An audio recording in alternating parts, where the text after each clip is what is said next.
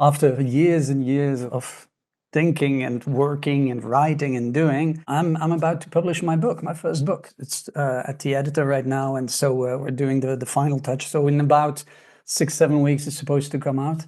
And it will be talking about how the brain works against our best interest, you know? So the title of the book will be, It's Not You, It's Your Brain. And that refers to like the answer to the question, what's wrong with me? It's not you, it's your brain. So the brain, as magnificent and beautiful as it is, I've been running the Brain Academy for the last decade now, over a decade. And the more I learned about the brain, the more I realized like, hey, this dude is not, is not always on our side. So when we're talking about System 1, System 2, 10 years ago, Daniel Kahneman came out with a foundational book about the brain called Thinking Fast and Slow, where he explains that we basically have two operating systems in the brain, right? System 1 and System 2. System 1 being the autopilot, everything we do all the time, we don't even think about it. It's so easy, it's very efficient, we hardly use any energy.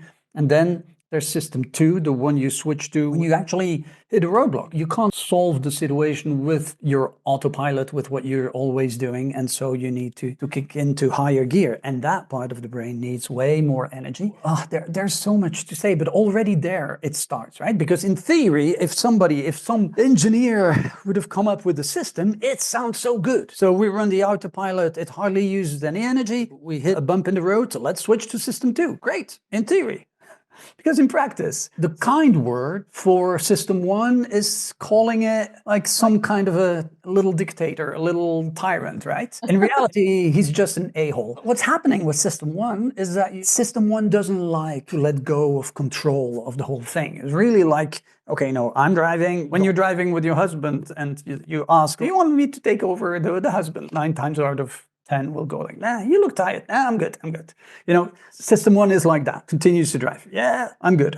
And so it's only when you really have no other choice and you're almost forced to it that you will switch to System 2. And most of the time we don't even do. System 1 encompasses, from an evolutionary perspective, so many of the ancient brain structures that we have in the brain. And so everything that is stress related, the feeling safe part and everything, well, that will be run over there. And so there are very good reasons from an evolutionary perspective to keep that active as long as possible, but it won't help us go further. And somehow it's really sad, because one of the major principles of the brain is that even before the fight, flight, and freeze response, you know, that we all know about, those System 1 very ancient ways of running the show, of running our brain, it's about avoiding danger. You don't even have to be in danger, that it's already preemptively striking and avoiding you to go into a possible, plausible, maybe, perhaps, sometimes, you never know, situation where you could face danger, perceived danger. So the consequence of that, it's crazy. The consequence of that is that we limit ourselves all the freaking time. We constantly are on an unconscious level, right? We are holding ourselves back. We don't give ourselves permission to do things we actually want to do. We're constantly critical of ourselves. We're constantly scanning the world around us and our inner world for possible issues. And so better safe than sorry, right? Better safe than sorry. Always. So very concretely, what does that mean? Well, think about it. What is something, a project, an idea, something that you really would like to do and haven't done so yet? Right? Think about that for a second. What is something you really would have liked to do so far in your life? Like writing a book, you know?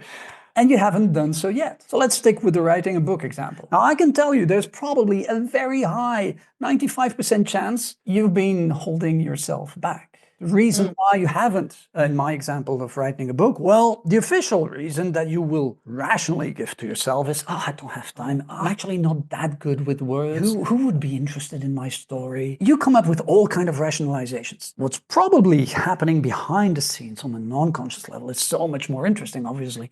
And the real reasons behind it are always about your own fears and insecurities. Always. So what could be fears and insecurities regarding writing a book? Well, depending on what you write about, of course, but if it's personal stuff, well, that's scary. Putting your own life story out there. What will people think about it? What will they say if they don't like it? What if nobody buys it? I mean, it will be humiliating maybe, or something like that. There are so many non-conscious reasons that will push you to come up with rational reasons not to do it without ever coming up with the real reason, which is basically you're scared. And that's the thing. That's okay. It's okay to be scared. It's not an issue. It's not a problem. We don't know everything that is to come. And well, if you end up writing that book and nobody likes it, okay, well, it will have been an interesting life experience. Even if you get criticized, well, that's a possibility, an opportunity for growth, for learning. Hey, for maybe writing a better book next time. So everything depends how you look at it. But mostly the issue is that we're not aware of our own real reasons. We don't listen to ourselves the way we could, we should. And so we limit ourselves in so many things. Limiting beliefs, again, they have a reason why they're there. We always have to think back 50,000, 100,000 years ago, right? How was society back then? Small groups, a lot of outside danger, possibly eaten by wild animals and stuff like that. But that actually didn't happen that much. The real threat was when you got excluded from the group wherever you were living in. We're social animals and we're stronger together.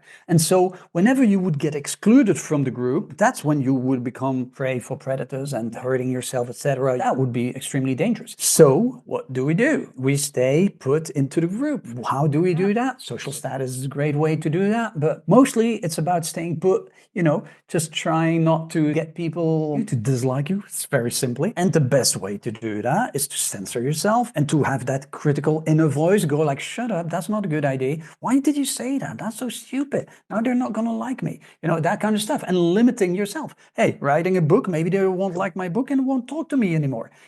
We still have that same brain from 50 or 100,000 years ago. It hardly adapted, and the world adapted so much in the last century alone. So those keeping you safe mechanisms of back then are still extremely active today, even though they're obsolete. We don't really need them. Most of us live in towns and cities and really big places where millions of people live together, and if your neighbor doesn't like you, who cares? I mean, it happens. It's not a survival threat, so it doesn't matter that much anymore. Sharpen your mind.